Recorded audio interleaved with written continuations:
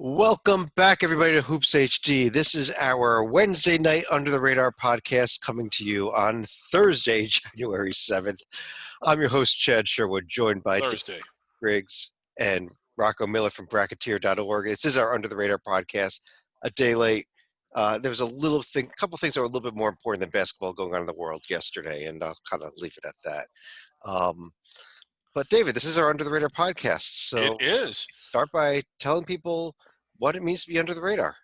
It means you're essentially in what's normally a one-bid league. So there's 22 of them. 21 are playing this year. The Ivy isn't. And it's essentially like it's not the Power Five, so it's not the Big East, Big Ten, Pac-10, or Big East, Big Ten, Big 12, Pac-12, or ACC. And it's not the other five regular multi-bid leagues. I just completely messed. We can't start over either. We're No. already. It's not the Big East. Yeah, it's not the big. Yeah, it's not the Power Five, and it's not the Big East, Mountain West, West Coast, American, or I always forget one. The A10. Yeah, A10. It's the other 21 regular multi-bid leagues. Regular single bid leagues. Yeah, Dave, you did awful tonight. Yeah. All the 21 single bid leagues, even though some of these teams could get out. I mean, occasionally do see multiple bids out of these leagues, but more often than not, these leagues are all single bid leagues. What an awful start we were on. Yeah, just anybody, if you skipped ahead by accident to here, don't go back. I'll just leave it at that. Yeah. But what we like to do on this show is go through all the conferences. Then at the end, we'll unveil our under the radar top 10 and I would like to start with a feature conference. We switch it up every week with a different feature conference. And this week I'm going to one that I probably not that big of a surprise given how good the team at the top of it is. We have not yet featured it this season. But I want to start the season in the Big South this week. And it's not because of USC Upstate's exciting 2 wins over Longwood for a team that looked like one of the worst teams in college basketball heading into those games. But They were exciting wins. It's because of Winthrop. And Rocco, let me start off with you here and this Winthrop team that is now 9-0, number 1 tempo in the nation, having some pretty good metrics there as well. They play under control at a fast pace. It's really impressive. The 145th ranked defense for a Big South team is not bad either. A lot of those defenses are high 200s, low 300s. So you like what you've seen on the resume, a couple pieces of meat on the bone with Little Rock and Furman and Greensboro, who just had a big win. We'll talk about them later. I think with the double dip format where you go back-to-back days, despite how much distance Winthrop has put between them and probably the second best team in this league, it is proving to be very difficult to win both games. They had very close call with Charleston Southern on Tuesday this week. We're able to get away with a 2-point win. And then Campbell last week, they overcame just crazy shooting from the Camels, 63%, and mainly because they got to the free throw line 50 times. They're going to need some breaks like that to get these sweeps, despite, being, overall body of work and just caliber of ball club. Just with this format, I think it's going to be hard for them to do the full sweep, but really impressive team and a dangerous out if they can get the auto bid. Yeah, David, when you look at the upcoming schedule there for Winthrop as well, the road trips are High Point, Presby, Charleston Southern, but that double road trip to Radford especially, that there are games here where they could slip up despite the fact that they are, you look at their net is 46. Everybody else is 240 plus pretty much on their. Yeah, it's hard to run the table under normal circumstances, and I don't know if it's easier or harder this year, but it certainly is different, especially when you look at it's not just back-to-back games, it's back-to-back games in back-to-back days. And when you beat a team, especially if it's a close game or an emotional game, and that team gets a do-over less than 24 hours later, sometimes it's hard to beat them again. And, if they're able to run through this and do that, that is really impressive. But even if they don't, I think there's going to be so much distance between them and whoever's in second place. And I'm assuming that they're going to try and have the conference tournament with the regular format. Are they? As far as we've seen so far, they have not announced any change to the conference tournament format yet.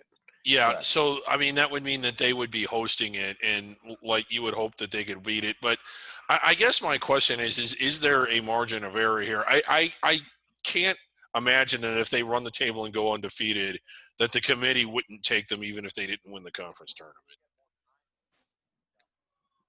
So you think that they're at large caliber even if they don't win the bid? Is that what you're saying, Mr. If they Griggs? win, okay, let me clarify. I mean, well, yeah, where are the quality wins though, David? I mean, especially if you have two losses in there. Well, one. They haven't lost any. Okay. So you just say one conference tournament loss and that's it. Yeah. Okay. Yeah, you got to take them if that happens, I think. Okay. Yeah. Okay. But a couple losses, it's tough because you're probably only looking at 25 total games, and you got 3 really good, but not like over the top inside the bubble non-conference wins, but 3 good ones. Yeah, not getting any love from the voters yet. I don't think. No, not a single vote. Yet. And not that you would. I mean, I would think that by now they'd be getting at least 1 or 2, but it might. I think if they keep winning, it might be the end. It might be the middle of February, but they will get into the poll eventually. Their games, it looks like it's Saturday and Sunday at High Point is what they're currently scheduled. Again, who knows with some of these teams that they have Longwood next week. Yeah, they've done some switching. It's Longwood now this week. Okay, Longwood this week. Thanks. I'm sorry, that's the 14th and 15th, so no games this week for Winthrop. Okay, no games this week. And then they get the Longwood games there. That we see the Thursday game. Next Thursday's game is there. I think it's Thursday, Friday next week. That's correct. And I think the Big South did build in a week here at the end of the season as well. So there is some room to make up some games. If you miss 2 games, it's easy. If you miss 4 games, it becomes a little more difficult, obviously. Right. But in the Big South, most of these are bus rides, so I think they're in pretty good shape so far. Yeah, I mean, you might be looking at having to make games up on a Tuesday, Wednesday, and then play Saturday, Sunday as well, something like that. Right. What they really need is an ACC team. They have room on their schedule. I think they could add a game. Let's go ahead and go through the rest of the conferences then here. We're going to go through them in alphabetical order, starting with the America East, where we started the season talking about Vermont. Rocco, don't even know that I want to talk much about Vermont anymore. It was technically a split, but it was a pair of home games with Albany, and they lost the first of the 2 and weren't that impressive in the second one that they won. Yeah, this Vermont team, it just feels like without Anthony Lamb and a few of the other role players from the last couple of years that we became accustomed to seeing, they haven't been able to mesh the same way or be any resemblance of dominant yet, and really struggling. Steph Smith's still there, but man, he played really poorly in the Albany series. Ryan Davis stepped up, and so did Ben Chiangu. But it's a little surprising. Obviously, the Catamounts had a late start to the year, so in an abbreviated season like this, perhaps they hit their stride perhaps a couple weeks from now. But so far, we haven't seen any signs of that. Yeah, we haven't. And David, we look at the standings. They didn't play this past week, though. Stony Brook and UMBC are still the top 2 teams, and maybe it is between the 2 of them. New Hampshire got the split against Maine, and what is now we gotta say though, this is now the longest consecutive running rivalry in the entire nation because of some games that have been canceled because of the Ivy League not playing this year. That's incredible. Hampshire and Maine is now the longest running consecutive year rivalry in the entire nation. So congrats. How long is it? Holy crap. I think it's about well over 100 years. Rocco probably has that number, right? Yeah. It's close. I don't know the number. I think it was like 112 years, something like that now. It's a lot. Impressive. Zach has it, and he would be able to recite the results. Very good. But I think we are getting UMBC back on the court at New Hampshire, at least according to the schedule here. Rocco, is that true? We've got, I believe it is. I'm confirming, and yes, it's happening Saturday, Sunday in Durham, New Hampshire. All right. So that should be a good series there. Stony Brook's still not on the schedule, though, for at least another week here, David. Yeah, they're on pause. Yeah. All right, David, over in the Atlantic Sun, we've been talking up Liberty, I think, all season. They did suffer a bit of a setback against Lipscomb, though, and a Lipscomb team that hadn't looked good at all this year. So a bit of a surprise. And, based on what Liberty had done prior to this, I thought they were just going to absolutely blow this conference away. And then they lost their very first game. Yeah, they did, but they did bounce back with winning the second game of that Yeah. back-to-back games. Technically, I guess Rocco Jacksonville is in first place, and they've got, I believe, their big rivalry series coming up this week. They do. River City Rumble, baby. Oh, Yeah, so that came together through some other teams having to shut down, rearranging opponents, and now we have it this week. So those two teams will get after each other. Jacksonville last week played two really tight games against Kennesaw. Again, I think I've talked about Kennesaw on every show, but one of these weeks they'll break through. I thought they were going to win each of those games, and they ended up finding a way to lose them both. So, Kennesaw's got Liberty this week on the road. This is the time to show up, guys. Yeah. If they show up for Liberty, I quit. They're officially on the map, right? Yeah. And Liberty's off the map. Right, yeah. Let's jump over to the Big Sky Conference, where we have a couple of games actually going on right now. Southern Utah is up early in the second half as we record this over Idaho, but only by 5 points, which is a very bad Idaho team. Yeah, very bad. And Idaho. we really like the Southern Utah, so hopefully they turn around and blow this out the rest of the way here, David. Right, yeah. Not a good showing. It's their first game in a while, maybe knocking off some rust, but Idaho. I think the three of us could beat Idaho. Rocco, though, beyond Southern Utah, I mean, when you look at the standings here, not much was played this week, although I think we got to talk about Montana actually splitting with Northern Colorado. Yeah, that was a really good finish to each game. Northern Colorado stealing the Saturday game and then almost coming back to steal the Monday game, but Montana held them off. So the good split overall. That's a win for Northern Colorado, I think, being on the road. And but now Northern Colorado goes out tonight. They're down 9 in the last minute, so it looks like they'll lose to Montana State. This Montana State team is one of the teams we talked about earlier this year. Started the year with the big win at UNLV, also took Pacific to overtime. So they've got some potential. Unfortunately, Eastern Washington was put on pause again, so we won't be seeing them for another 10 days. But, overall, I'm really enjoying what's happening in the Big Sky. I think a lot of these programs that have been down are starting to come back up. Idaho State, another road win today, another capable team. So, yeah, I like it. And then they'll be playing again at Northern Arizona on Saturday. And I know, David, you're looking really forward to that Whitworth at Montana game. I assume that's a fill-in for one of the games, the teams that got canceled. I will have multiple TVs on that game in case, like, I miss something on one of the TVs. In case one of them breaks. I've never heard of Whitworth before. That's a new one for me. We're getting a little bit of action, Rocco, but not much so far. Still in the Big West. We only had a couple games. These teams are having so much trouble getting games in. UCSB, though, bounced back from their bad week the week before and did pick up a pair of wins over Fullerton. They did, and Fullerton, really good to see them on the court finally. It was a long layoff for them. So, if anything, and they were competitive in the second one. So, that was a good stepping stone for a league that has so many teams, as you mentioned, struggling to get on the court. Also, really good news here coming up this weekend. UC San Diego was able to schedule 2 out-of-conference games with actually in-conference games. In-conference games. They're not on the screen there. I just saw that they just got Irvine for this weekend when I believe whoever else they were supposed to play did. So I think they were supposed to play Northridge. I think those games got shut down, but they got their Irvine home games coming up. That'll be, I believe, Friday and Saturday nights. Yes, I think it's Saturday, Sunday, but you could be right. Either way, we're hopefully going to see them play.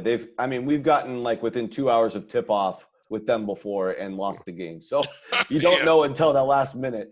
I also believe Hawaii is playing this weekend, correct? Yeah, so Hawaii UC Riverside on the schedule for now. Again, don't bank on it until like 5 minutes before tip-off. That is a long way to travel to have a game canceled. Yeah, Hawaii is apparently – I mean, the games are scheduled for tomorrow, for Friday night and Saturday night, so they should be traveling sometime tomorrow. So if they get on that plane – It's right. Yeah, very intriguing too, because we haven't seen Hawaii really play a D1 at all. And No, we haven't. Riverside had such a great story going in non-conference, and then they've been shut down about a month now. So we have a lot to learn in these two games with Hawaii and Riverside. It should be interesting. David, over in the Colonial Conference that I've honestly been pretty darn disappointed with, and pretty much everything I've seen out of it so far. Yeah, you want to try and like Hofstra. I still think that I'm still waiting for them to get their motors started. They did have a tonight at home to Northeastern, though. Yeah, and you want to like Hofstra. I'm still trying to, but they did lose tonight at home to Northeastern, who's won 3 conference games and only one other game. A league, and Drexel has showed us a lot. No conference games for them yet. Maybe they can make some noise. College of Charleston, normally pretty good. I'm a big fan of Earl Grant, not good this year. Hofstra, who we thought would be the flagship program of the league, not really showing it. And Northeastern, who was absolutely abysmal out of conference, in first place tonight. Rocco, I mean, I guess this is what I think the only teams I really keep an eye on now is Northeastern. You got to win their 3-0, and Drexel, who I still think is going to be good. But, I mean, is there another team in here? I mean, are we overlooking UNC Wilmington when they finally get played? Is that a team that we could, maybe like? Yeah, I think so. I mean, they've been playing again. They played their last 3 games for Norfolk State, Campbell, and Delaware State. So it's like you take it with a big grain of salt. But yeah. I think as soon as they got Pigeon eligible, their dynamics changed a lot. They're starting to play better every time out. I've just so happened to be watching them. I think they've had a lot of mid-afternoon games for me out here in the West Coast. So I really like what they're bringing, but we haven't seen them play in conference yet. So there's still a lot of mystery with them. And same with Drexel. A lot of mystery with Drexel, but good potential. I thought Northeastern and Hofstra, I mean, I don't care what season it is. It's always worth watching them play each other. When you have Coach Mahalik and Coach Cohen, I mean, it's like 2 of the best X's and O's guys you can find that are just pure basketball minds. And, Hofstra had a 19-point lead in the second half today. Northeastern came storming back to take the lead. It was crazy. Just an awesome game to watch. Made my Flow Hoops subscription worth the price of admission. Well, so you get it again on Saturday also. So get it again on Saturday.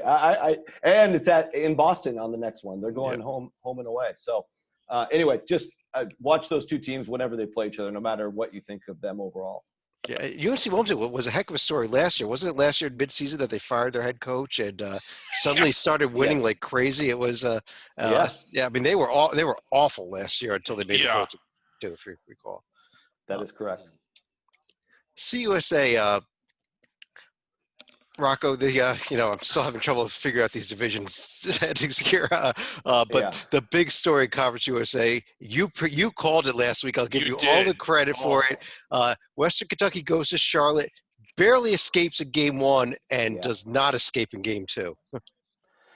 I'm telling you that Charlotte plays that pack line Virginia-style defense. And, I mean, it's Western Kentucky, they play through Charles Bassey down low.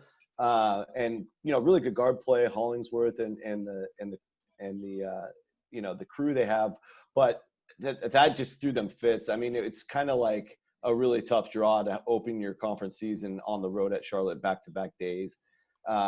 If they would have escaped that, it would have been a big hats off, honestly. Despite Charlotte's ranking, it's just all about matchups, as you guys know. But I do think them getting Louisiana Tech at home. Louisiana Tech likes to play a little faster. They had a great, I thought, week with Marshall. Marshall lucky to get a split against them. Yeah, they were. But I thought La Tech played great both games. This is a little better matchup for WKU, and they need to get them both on their home court. Yeah, West Kentucky, a pair of home games.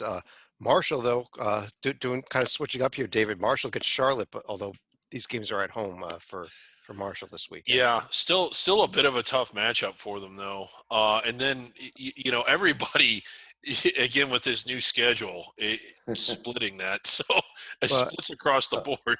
And amazingly, Rice was the only one to get a sweep. Yeah, I know. I think they were underdogs in both games.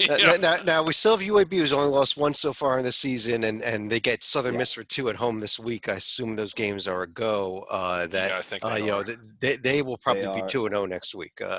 And unfortunately, I just realized the Marshall series did get canceled. They had a case today. Marshall Charlotte games. Yeah, so that's unfortunate. That was a good series. But yeah, UAB, great mention. I think out of all the teams with no losses, they're the best. But North Texas and no wins. and no wins. Yeah, but still no losses. That's the key. North Texas also definitely worth keeping on your radar. They're going to be a tough out for any. They lost to Loyola Chicago to non-conference game this week. But I mean, it's a very good Loyola Chicago team, though. Yeah. Yeah, and they hung in there all game. They showed that they play at a pretty high caliber for this league. Right, let's jump over, David, to the Horizon League. Another conference where I think it was last week that I was sitting here saying how good I really thought this Wright State team was. They go on, they crush Oakland on Friday night, and then comes Saturday, the back-to-back thing again, biting them in the ass, honestly. Oakland with a 10-point win, Yeah, a real big surprise against, with what we thought was the best team in the league, a really good defensive team, taking on one of the worst teams in the league, or at least that they'd looked at, and not getting the win.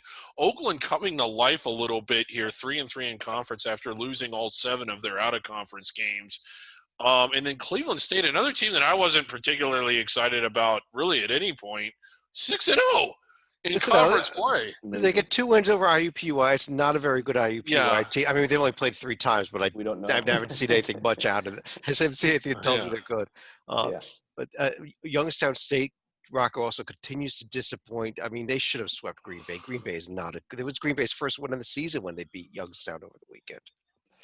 Yeah, Youngstown's just smelling more and more like a middle-of-the-pack team with some potential. But, it just – a little bit of lofty expectations coming into the year. They weren't quite ready. It looks like here from enough results. But yeah, you're right. I think Cleveland State is just a tremendous story. Demoy Hodge, I think he's the best mid-major. Or sorry, we don't use that word here. We use under the radar. So he's the best under the radar JUCO player in the nation. He was ranked 7th overall. The first 6 all went to power schools. And, he had that crazy 46-point game. I mean, he's dynamite to watch. And not only is he just a freelance scorer, but he's learning how to play more within the offense. And Coach Gates is doing a fabulous job. Yeah, a couple of series coming up this week. Youngstown is at Wright State.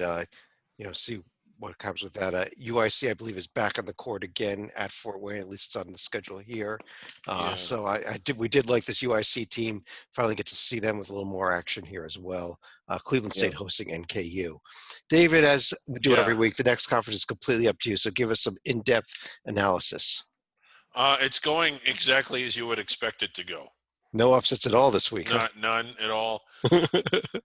Very vanilla league. Yeah, really vanilla. A lot of parity in that league. But in all seriousness, Sienna's been on the court. Did you see it? They played. Here we go. Sienna 2-0, a 1-point win over Monmouth on Sunday. They followed up with a 14-point win on Monday, 2-0. David, undefeated. Yeah, one of the big teams. Yeah, one of the undefeated teams in the country. They need some out-of-conference games, but not going to get any. Nice to see them out there. I think that they were the team that we liked most out of the league. St. Peter's, who was somebody that I liked, kind of dipping below you. Very real bad week. Very bad week. Yeah. Against the Canisius team that didn't seem all that good. But a lot of these teams, Canisius, Siena in particular, they just can't seem to get on the court. Yeah, but now that Siena's playing Rocco, I think this team's for real. I mean, sweeping Monmouth, even though it was at home, sweeping Monmouth is impressive. Very impressive. 42 days without playing. We've seen a lot of these teams come after really long layoffs and it takes them like 3-4 games to get their legs. No, sorry, they haven't played since March. It's not 42 days. It's a lot longer than that. Well, I'm just counting since when other teams started playing. But I believe I was actually at their last game. So probably, I think you were. That's a very fun fact. So I think, with Pickett and the roster they have, that's the team to beat. Iona's got some athletes, and if Pitino gets them going, you have to treat that as a threat. They're shut down right now. Yeah, they're shut down. They're shut down, and Canisius unfortunately got shut down after their big week. So It looks like we had to scramble some matchups, and now Sienna's going to Fairfield this week. Siena's going to Fairfield. We've got also here Quinnipiac, I think, who is coming back out of their shutdown, hosting Manhattan. They'll get their first Debut. conference games. Yeah. So they are also undefeated along with Siena in this league. Yeah, Fairfield getting no problem for them getting games. They're having problems winning games. Yeah, 11 they have games. gotten That's a lot impressive. of random games. Yeah. Two more games and they'll be eligible. Right. Yeah. Hey, when you need an opponent, call Fairfield. Yeah. Rocco, again, I'm used to see. Let's go to a conference. I'm used to seeing divisions in it. We don't have them this year in the Mid-American Conference, but we do have 3 teams now off to very good starts in Bowling Green, Toledo, and Akron. I agree. I like what we saw from Toledo, especially the game at Kent State the other day. I thought it was a weird game time and a thrown together game, I think last minute, maybe 48 hours in advance. Spencer Littleson, oh my goodness, he 8 for 10 from 3. And Toledo, they're kind of live by the 3, die by the 3, but with a little more structure to it than like a helter-skelter Sanford type of team. And they've been running the system for a long time now, and they're starting to really get some big results. Obviously, winning at Marshall was big. Starting 4-0 in the MAC, and I like a lot of the teams in the MAC this year. Yeah. Toledo's playing at a level that's worthy of recognition. And I think Bowling Green, not that we didn't think they were going to be good, they were kind of struggling a lot early. They're starting to blow teams out and becoming a lot more dangerous in the last week or two. So, and like you said, Akron, they were kind of my pick just with their scheme they run. I think it's tricky for opposing teams to prepare for. There's a lot of good here to like, and Buffalo's a really quality team as well. Buffalo, I believe that they get back in action this weekend. At least it's on my schedule here. Yeah. With Ball State and Western Michigan after they've been shut down for a while. But actually, we should see all 4 of those teams should be winning their games this week. None of them are facing each other, and Right. other than those 4 teams, the Ball State series, Ball State's the only team that I've seen any life out of at all, I think, so far. But Yeah. Well, Ohio as well when Preston's healthy, and Toledo's got them. That should be good. Okay, yeah, okay, you're right. Yeah, that's probably the game of the week there. Ohio at Toledo coming up Yeah. Friday night here. In Toledo, or not, excuse me, Ohio kind of struggling in conference play after looking so good out of conference. Correct. Let's go to another conference that's got new divisions this year. The 5 and 4 team divisions of the MEAC, where they are only going to be playing within their own divisions, even during conference play, as we are just starting to get the first few conference games in. David, we have not even seen Norfolk State, who we like the best, play a conference game yet, though. Right. Yeah. So that's basically. I don't know if there's much more to say than that. I do like this Norfolk State team, and we haven't really seen them play. SC State, Jesus. They get Morgan State, who's just beat James Madison last week, coming up here for their 2 games this weekend. Delaware State has Howard. NC Central has FAMU. Rocco, Delaware State or South Carolina State? Who's the worst team in Division I? That might be the biggest question here. That's the centenary game. There's some teams in other leagues that are worthy of consideration. I know Chicago State's done playing, but we also got to consider Mississippi Valley. They're pretty bad. But I would say South Carolina State. I think they've been really awful. And I mean, not showing much signs of life in any of their games. So I'll go with the Bulldogs. And they actually got swapped around. I think it's a little different than the schedule you have. So South Carolina State and FAMU times 2 this week, and then you've got actually a really good series. I think Saturday and Sunday. Yeah, that's right. Morgan State at Norfolk State. Norfolk State, yes. Those are, if you're going to watch any regular season games in the MEAC this year, those 2. They'll actually play 4 times because they will play 2 games at Morgan as well. The way that everyone's going to play each other 4 times this season. And actually, see what happens with Howard too. If Maker can come back, that'd be great. Yeah, you kind of feel bad about that, and we don't want to forget about that. Like they were supposed to kind of have a showcase year with Maker, like one of the better players in college basketball, an NBA lottery type prospect, injured and not out there, and plus. You kind of hate to see that Well, I mean, you hate to see the pandemic anyway, but like, how much fun would that have been for Howard and their students and their fans Mm-hmm. under normal circumstances with him in the arena? And they've got coming up next week a big game when they're hosting Notre Dame in a non-conference game. Yeah, and nationally televised game coming up here. I think it's on Martin Luther King Day. Yeah, and that would have been a sellout. I mean, that would have been a showcase for a school and really a conference that doesn't get many showcases like that. So I just kind of hate, again, that we're in the middle of COVID. I wish the two of you would figure it out and fix it. Working on that. Sorry, Mr. Gray. Yeah. Rocco, we may not be talking about a team in the Missouri Valley Conference come next week because Drake is on the verge of getting into the top 25, missing it by 7 spots in the coaches poll after an unbelievably impressive week this week with 2 blowout wins over Southern Illinois. Well, the Bulldogs, I mean, such a fun story, blowing everybody out. They've only had 1 game of the 13 land in single digits. The other 12 all double-digit wins or more. It's awesome. I mean, they're playing at such a fun style. They're not turning the ball over. They're scoring a lot of points. They get it done defensively. I think if they do get in the top 25, they're going to have to earn it because they've got Loyola Chicago on Sunday and Monday. Yep. But they got to win that first one to get ranked. But they win those 2 games. Well, at least the first game. You know, they got to win the first one. Yeah. Yeah. I can't wait for those 2 games, though. I mean, I don't pay much attention to the rankings anyway, but I have to because the show we have on Monday. Yeah. So I'll be making extra sure to watch it for that. But I can't wait, and I think this league is just full of amazing stories as usual. You've got Evansville, unbelievable. They swept Northern Iowa last week. I mean, nobody would have predicted that. It's Mr. Licklider just putting together an amazing patch-up job. You know, they didn't even win a conference game last year after all the turmoil. So they've completely turned it around. 3-1 in the league. Yeah. David, Missouri State as well.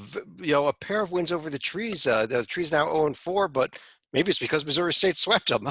Well, yeah. I mean, again, one of the better Missouri State definitely a team to keep an eye on. But what a week for this conference. I don't know if it'll be the feature conference next week, but it might be. But like to get both of those games back to back, that's just a really unique and interesting situation, the Drake Loyola Chicago games.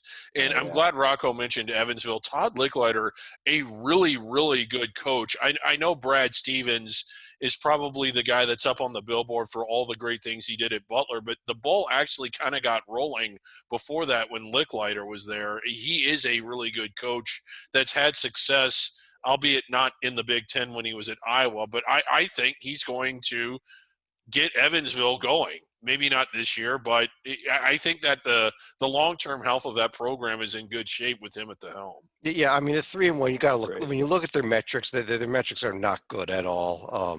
But they are 3-1. I think might be a factor of Northern Iowa just not having anything yet.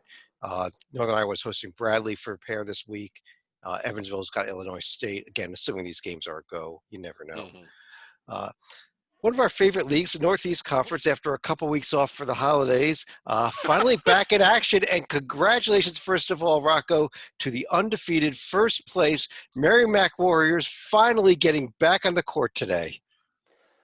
Welcome back, Merrimack. And, for all of our fans out there watching this, we just want you to know we did it on purpose a day late this week so we could talk about the NEC results. Yes, we did. Yeah. We didn't want to do that yesterday. We didn't have anything to talk about yesterday. It's all about this league. Merrimack gets back on the court tonight. After getting kind of just blown away in the first half, rallied all the way back, gets the thing into OT, and does it only how Merrimack can in the high 90s. 97 to 90. Anyway, Joe Gallo, great story. We got to work on that KenPom tempo number now they've played a game. It's going to change a bit from the 323 it was this morning. Yeah. It's going to change a bit from that 323 was this morning, probably up to like top 10. But, yeah, it'll be the biggest jump in history. So I think that's a great story. I think Bryant is becoming more and more. How about Peter Kiss tonight for Bryant and their way to triple double, first ever triple double in Bryant school history. Wow, fantastic! I mean, this Ex team is so Rucker, fun to very watch. briefly, player there. If you want to talk about number one in tempo, right now that's Bryant's belt to be taken away. So Yeah, Merrimack's up there, but oh man, back in action. But yeah, you're exactly right, Rocco. The reason we delayed it was because of the Northeast Conference. There are lots more games coming up. In fact, I think the Wagner FDU game you see on there, that series was canceled. That's why it's listed there, but it didn't actually happen. But Bryant is SFPA next week. But the teams are all going to be playing again tomorrow here on Friday. Right, and as good as they were today, of course they're playing tomorrow. I can't wait. David, Ohio Valley Conference, where actually not on the screen there, Eastern Illinois just beat Murray State tonight, and a Murray State team that is now 1-4 in conference and quickly fading out of it. But Belmont continued to be impressive. Yeah, Murray State, one of the preseason favorites, certainly not on that perch anymore. Neither is Austin Peay, who's only slightly better. But Belmont running away from this league. I think it's theirs. Eastern Kentucky looking really impressive. They're fun to watch. They shoot the ball well. They've had a big win against Jacksonville State tonight. Yeah, and they're they're a pressure team. But again, it's going to be really fun to see what they can do when they play Belmont. Just such contrasting styles between two teams that are really well coached, and what's more fun than a game like that one. But still, I just think Belmont's the team to beat in this league. I am still keeping half an eye on this Eastern Illinois team, Rocco. Like I mentioned, they do. It's not on the screen there. They are now 2-1 in conference with the win over Murray State tonight. But really, Belmont is heads and shoulders above everybody, I think. I think they deserve that. Yeah, I do think this Eastern Kentucky team is pretty dangerous. Jacksonville State as well. Not the same class yet as Belmont. But Eastern Kentucky's point guard, freshman, scored 30 in their win over the weekend, Wendell Green Jr., and tonight had 15, not as great of a game. He didn't make any threes, but he played pretty well in overtime. Amazing story. He had a lot of big offers. He went to La Lumiere, who's one of those crazy basketball-only schools up in Indiana, and a lot of their guys go, like Isaiah Stewart went to Washington from there. Crazy that he picked EKU. They'll have him at least for this year. It's a fun story. I think also there's, just this middle tier with Jacksonville State in there. As you said, Eastern Illinois. Who knows where Murray State's going to land? They're obviously way down right now, but they got good players and a good coach. So it's not hard to foresee them coming right back by the time we get to February. So this is a fun league to watch. SEMO has had a little more life than the record has shown as well. Just a team that close. They're playing close. They're not getting a lot of wins, but they're playing close, and they may pick somebody off here as we go through the season as well. Rocco, let me stick with you over in the 3-division Patriot League, which unfortunately holds the remaining 2 teams in the entire nation that do intend to play this season but have not gotten a game in yet in both American and Loyola. Everybody else was 1-1. Everybody else is 1-1 except Navy. Got the sweep over Bucknell.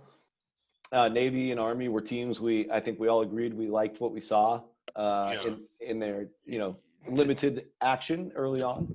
Army did not do very well though on Saturday. Not on Saturday, but unbelievable turnaround. I think Ken Pomeroy was tweeting about that. One of the biggest turnarounds for a back-to-back all year. Losing that bad and winning the next day. Pretty impressive. But yeah, I think another story I think we got to mention is we had our first game with all masks, which was Boston U and Holy Cross.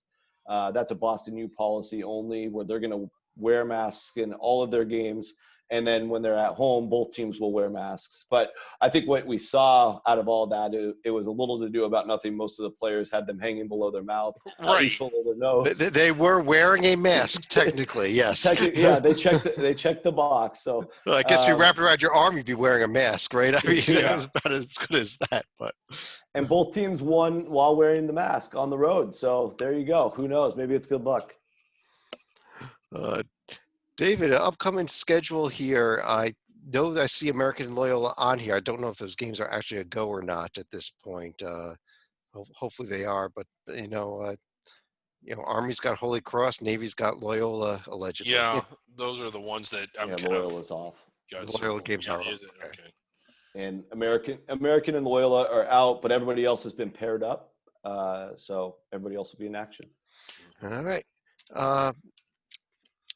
David, over in the Southern Conference, we've got Furman, who picked up a big win over Mercer over the weekend. I think that might be one of the stories here. And then Greensboro also getting a split, losing a home game to East Tennessee State, bouncing back with a road win at Wofford.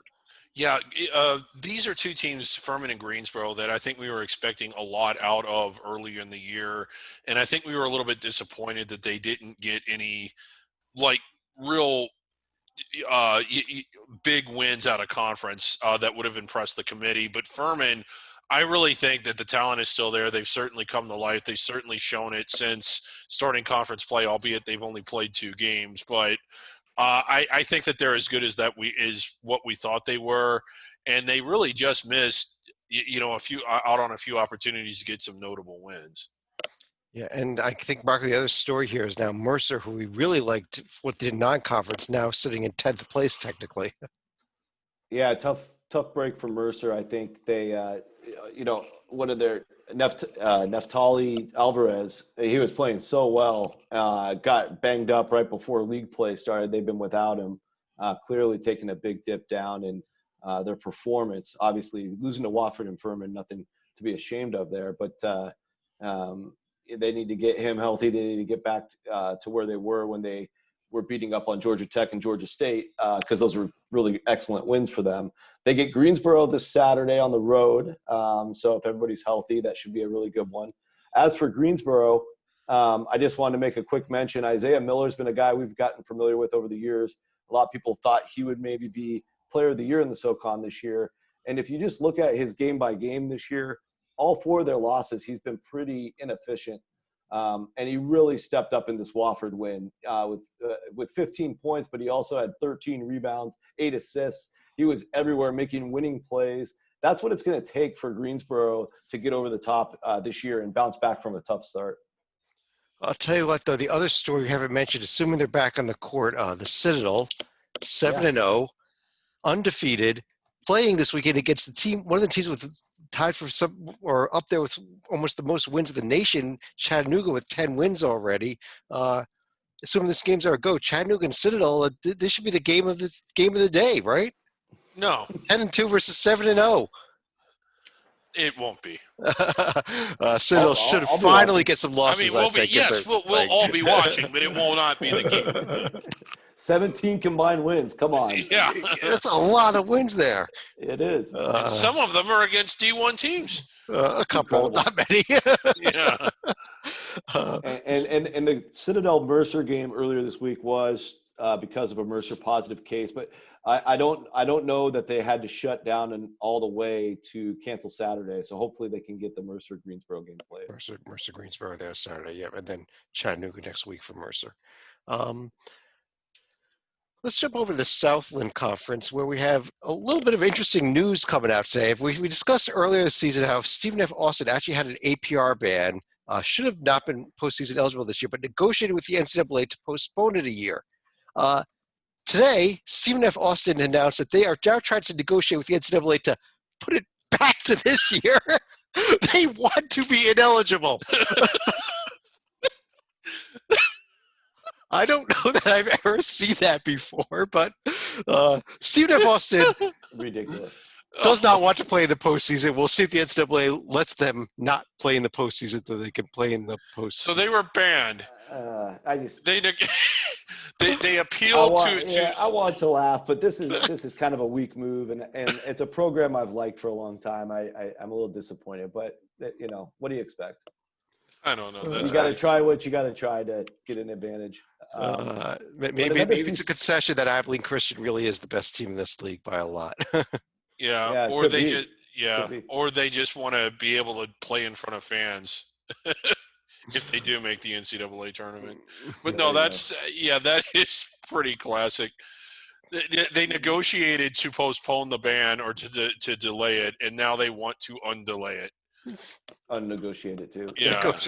Negotiate their postseason ban. One other big piece of news today too from this conference. I don't know if Chad or you were going to bring it up, but Go ahead. the conference commissioner is Tom Burnett, and he was named the vice chair of the selection committee.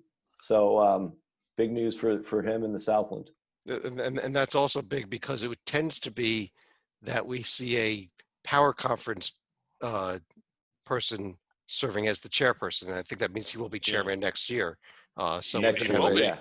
We will have first time in many, many years, an under the radar guy as the chairman of the selection committee come next year. Yes. Upcoming games this week, Abilene Christian, I do not see them on the schedule. I don't know if somebody's had a shutdown there or not, but I do not see them on the schedule for this next week. Stephen F. Austin's got a game there against Central Arkansas. No game yet. Yeah, no game Hopefully yet. They'll get one. David, the Southwestern Athletic Conference, where we still have an undefeated overall Alabama A&M team, but that's ineligible. Well, maybe they could get with Abilene Christian and negotiate their ban. Stephen F. Austin. Yeah. Stephen F. Austin. Stephen F. Austin. I'm sorry. We only saw a couple of games played, including Alabama State. Rocco finally playing, going 0-2, but another team that finally got some action this week. Yeah, they got some action, and unfortunately, new head coach Mo Williams wasn't able to join them. He was in quarantine still, so they went with their assistant coach, and unfortunately got beat up pretty good in these two games. But over time, I think Mo's going to bring a lot of attention to the program and probably bring in some talent. And I think it's a good time to be a Hornets fan because they're only going up from here. Right. I mean, putting aside Alabama A&M, among the teams that are at least postseason eligible, Texas Southern and Prairie View are the two teams that we thought would be the best this season. And they do have a game scheduled for Saturday. So if you want to watch a little SWAC action regular season, assuming that game is a go, it might not be. But Texas Southern Prairie View. And we do this every year on Monday night during the college football championship game. We will be watching the SWAC. Yes, we got 4 SWAC games there. Southern, Jackson State, Alabama State, Mississippi Valley. That's a huge, huge game for battles for the worst team in Division One. Yeah, and we will record the Hoops HD report, and we will have the SWAC on. Also looks like Saturday we may have the basketball version of the Bayou Classic there with Southern and Grambling. So all right, yeah. Love it. Big week in the SWAC. Rocco, over in the Summit League, we got a few games in this week, although I don't think that we saw anything from South Dakota State. Well, a win over Mount Marty, but nothing else from South Dakota State. Yeah, South Dakota State, they've shown us the most so far. No league games yet, so we'll see where that goes. They get kind of a soft start with Western Illinois at home. I think that's a 2-gamer this week. But as for call-outs, I think I've talked about them a couple times. Oral Roberts, impressive sweep on the road at Omaha. Nice on the road, yeah. Yeah. And I mean, just this 1-2 punch of Kevin Obener and Max Abmas, unbelievable. Like the first game, Obener had 39 and 10, and Abmas chipped in 25. Then in game 2, Abmas went off for 37, and Obener had, I think, 23. So, I mean, these guys are just playing a 2-man game, and it's pretty dangerous. They got some – I mean, these are potential 2 pro players playing for Oral Roberts. So, lot of entertainment coming out of ORU. I also keep a little bit of an eye here on South Dakota. If you remember, during the Dakota Showcase, they beat South Dakota State. Sweep over Denver this week. Not a very good Denver team, but they are 2-0 now as well in the conference. Well, yeah, sweeping Denver means nothing. It means that you're in the top 8. They swept the only team that they had a chance to sweep this week, David. That's all. Fair enough, yes, but it was Denver. We have North Dakota, Oral Roberts this week, and Rocco mentioned Western Illinois, South Dakota State, South Dakota, Kansas City, assuming these games are a go. David, Sunbelt Conference. Woohoo! It should be coming up right there in a second. And we had the big Coastal Carolina Georgia State series that we talked about last week, and it ended up being a split. Yeah, and again, I still really like this Georgia State team. I was impressed with Coastal as well. I didn't think that they were as good as Georgia State going into that series. I mean, they had a little bit of a bloated record, but it was largely built up against non-D1 teams, but really made a good accounting of themselves. I thought Georgia State would win both and sweep it, but Coastal getting one of the wins. Still like them. And how about the Little Roccos out to a 2-0 start? Little Rocco's after 2-0 start. Everybody else 1-1 pretty much. Louisiana Yeah. Monroe 2-0 as well. Not a good Louisiana Monroe team though. They beat a Right. pretty bad Arkansas State team. Yeah, it was a good week for the Little Roccos, as you guys said. I thought the league showed a lot of balance and parity with these splits. There's some good potential. I think the Louisiana Little Rock series this weekend is going to be great down there in the Cajun Dome. I think they're allowed to get a few fans in there too. So definitely, I think that's the series to watch this week. I'd also keep an eye on if some of it's a go, the South Alabama Coastal Carolina series, among other things. Every time South Alabama wins, Alabama A&M's net goes up, because the profile goes up. Yeah. We'll go for that 2-bid SWAC, even though it's an ineligible team we wanted for the second bid. 3-bid SWAC. Yeah. 3-bid SWAC. 3-bid. I think we have a little trouble with that this year. But yeah, the Little Rock Louisiana series is a huge one, and Rocco. Almost last at least. We have the Western Athletic Conference, and I don't even know what to say at this point about New Mexico State. They simply cannot play a game. I don't know that they're going to get to 13. I don't know they're going to get to 10 games the way things are going. I'm with you on that. Yeah, they had another shutdown this week. So now we're on hold for another 15 days. It looks like UT Rio Grande Valley on the 22nd is their next game. Hopefully they get back to practice a little sooner than that. Try to round up some teams in the Southern California, Arizona region where they've been hanging out. But yeah, I agree. I think they're really going to have to lean on some of these Big West programs to hook up with them in like Monday, Tuesday games to make it feasible, to get enough games. And they're going to want those games too to get their legs back. You saw what happened when they came back after the last layoff and lost to Northridge. So yeah, we got to get some games for this conference. I think it's the only conference that hasn't had a single conference game yet here in the WAC. Although, Dave, we got to give a shout out to UTRGV. Beat St. Mary's tonight. They did. Yes, they did. St. Mary's of Texas, but it was St. Mary's. It was St. Mary's.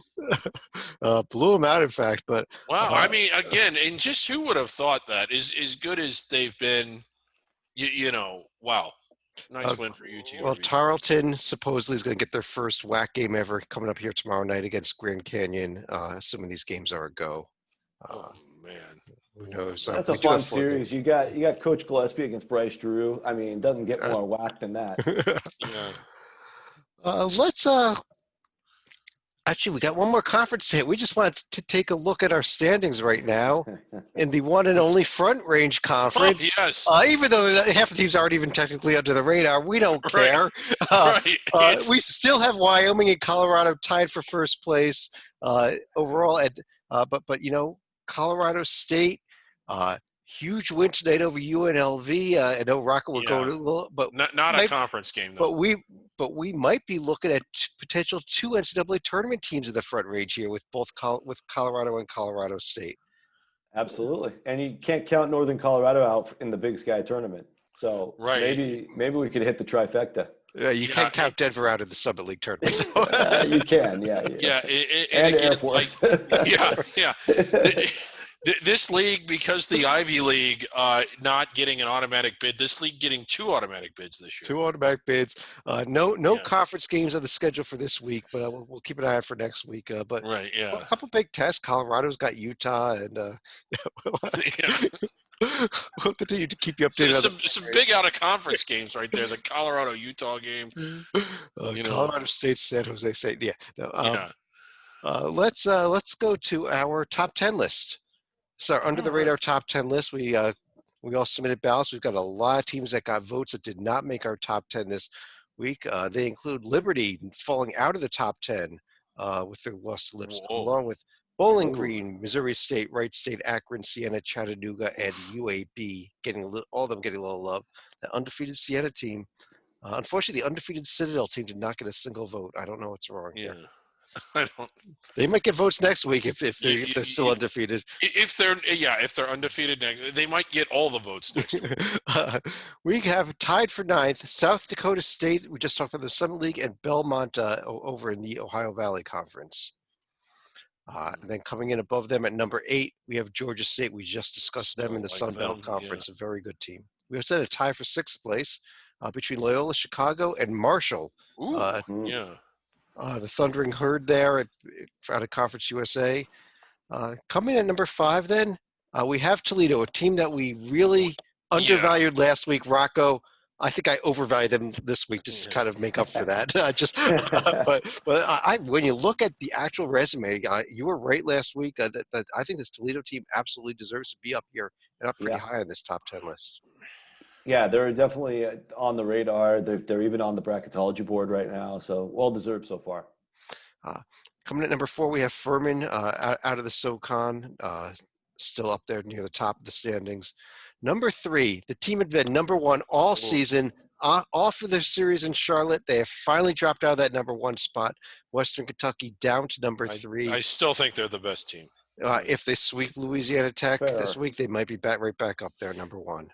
It's a fair argument. We don't have a lot of data to go with. Number 2, Winthrop. They were the team at the top of the show here that we started with, the big undefeated out of the Big South, a very good team. And I don't think there's much surprise who number 1 is, though. A team that may not be on this list anymore because they'll make the top 25. Drake coming in at number 1. Wow. Who would have thought? What a surprise. I guess on that note, I will go ahead and pull this down here. Let's go to any other final thoughts. And Rocco, I'll go to you. Yeah, just a few small nuggets. First of all, I would just like to give Morehead State a shout out. Not only did they win tonight, but last week they snapped a 25-game home winning streak for Murray State and a 13-game losing streak themselves at Murray State. So big momentous win for the Eagles, an improving program this year. Next, ETSU, also a big week with their 2-0 start, won at Greensboro. Jason Shea, brand new head coach, a lot of new players, and struggled a little bit in non-league, coming out strong in the SoCon at 2-0. Last but not least, another JUCO sensation down at Louisiana Monroe is Mr. Harrison, Russell Harrison. He played 2 huge games, and even though UL Monroe doesn't have a lot of expectations, neither does Arkansas State, it was still impressive to me. They swept them, and he's playing so well right out of JUCO. So congrats, Warhawks. Well, there we go. That undefeated in conference Monroe team probably won't be next week. David, you want to finish us off here? Yeah, and again, about our number 1 team, Drake, one of the better under-the-radar stories, but potentially one of the better stories in college basketball. This was a team that when we looked at the Valley at the beginning of the year that I thought some of us thought they might be okay, but I don't think we thought they'd be this good. They've just been blowing teams off the court. They look really good. They passed the eye test, and if they can get into the rankings, they're suddenly going to be a national story. It isn't just this good under-the-radar team that people were unfamiliar with. It was a team that even under-the-radar fans were not familiar with coming into the year. So it's just been fun to see them have the kind of year that they're having. It's been a long dry spell. It didn't happen almost in any given season, there's going to be under-the-radar teams that crack the top 25, sometimes multiple teams. Didn't happen last year, hasn't happened yet this year. If it's going to be anybody, it's probably going to be them, and what a story that is. Yeah, when we look at the top 25 polls, both of them, other than Loyola Chicago, Loyola Chicago got like 1 vote in the coaches poll. Drake is the only team that got any votes among all these teams that we discussed tonight. Other than a couple of front range teams, but they don't quite count. Right, But on that note, I do want to take the chance here to thank everybody for joining us. On behalf of Rocco Miller joining us from Bracketeer.org, David Griggs joining us from wherever the heck David Griggs joins us from. I'm Chad Sherwood. Thanks for joining us. We'll be back again next week. I believe we're going to have a treat next week. We're going to actually have 3 podcasts we'll be recording as we're going to be starting to do our bracket rundown shows, as well as the Hoops HD report on Monday, and Under the Radar back next week at its normal night on Wednesday night. Thanks for joining us. We'll talk to you again real soon.